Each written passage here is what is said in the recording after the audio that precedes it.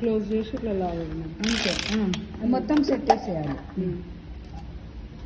ఇదేమో ఇప్పుడు పాలకూర ఏదైనా కడిగి వాష్ చేస్తాం కదా, వాటర్ తీయాలంటే ఇట్లా ఇట్లా చేయకుండా ఇందులో వేసేసి లాగితే ఇట్లా వాటర్ అన్ని కిందికి వచ్చేస్తే కర్రీ ఏమో పైన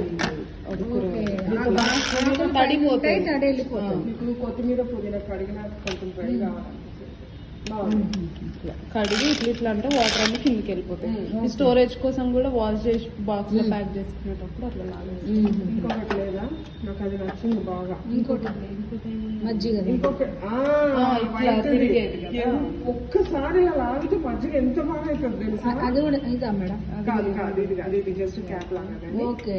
అది ఇంకొకటి ఉంది వైట్ ది, అది ఎట్లా చేయాలి? దాంట్లో వేసేయాలా? అంతే. ఇది ఎట్లా ఫిక్స్ పెట్టినావో అట్లా పెట్టి లాగడమే. అంతే లాగటమే. ఓకే. ఈ మార్చాలంటే క్లీన్ చేయడానికి బ్లేడ్స్ క్లీన్ ఏమీ లేదు, ఇవన్నీ ఇవన్నీ కూడా అదే మన steel, high grade steel.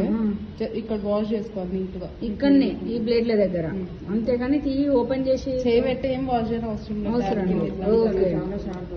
Okay. Thank you madam.